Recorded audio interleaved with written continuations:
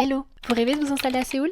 Bienvenue dans cet épisode 4 de ma série S'installer à Séoul. Pendant 20 jours, je vous partage tout ce que vous devez savoir pour vous installer en Corée du Sud. Aujourd'hui, on va parler des transports en commun. Le réseau de Séoul, c'est le meilleur réseau de transports en commun que j'ai jamais utilisé de ma vie. Tout est propre, c'est super fluide, ils sont ponctuels, c'est tellement bien desservi que vous pouvez aller absolument partout. Métro, bus, car et même les trains. Vous avez la clim, vous avez le chauffage et même parfois vous avez des prises, le wifi et même des batteries externes. C'est incroyable. Parlons plus en détail des bus. Il existe différentes couleurs de bus. Les bus bleus, pour les longues distances entre les quartiers ou les villes voisines. Les bus verts, vous en avez deux types.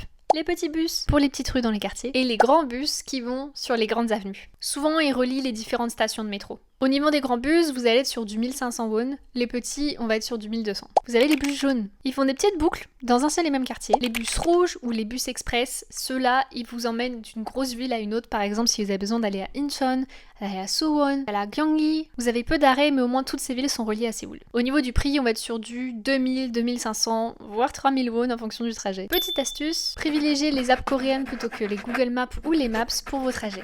Le système de paiement. Pause. C'est l'analyse de la post-prod qui vient de se rendre compte que j'ai pas filmé la partie métro. Donc voici un focus rapide. Il existe plus de 20 lignes de métro à Séoul. Je vais vous parler surtout de la ligne 2 et la ligne 1. La ligne 2, elle fait une grande boucle verte tout autour de Séoul, du coup c'est super pratique, elle vous dessert vraiment partout. Et la ligne 1 qui est extrêmement longue avec beaucoup de destinations différentes à faire attention, mais elle est parfaite si tu viens un petit peu en dehors du centre. Pour 4850 won, vous pouvez vous rendre à l'aéroport si vous prenez la ligne All Stop, mais si vous prenez l'Express, ce sera beaucoup plus rapide et du coup un peu moins cher. Et détail important, respectez bien les places prioritaires. Les femmes enceintes, les places roses, et les personnes âgées qui sont souvent orange. Vraiment personne n'y touche. Donc attention. Je vous laisse avec la suite de la vidéo. Maintenant parlons de comment est-ce qu'on paye nos transports en commun. Vous avez deux options.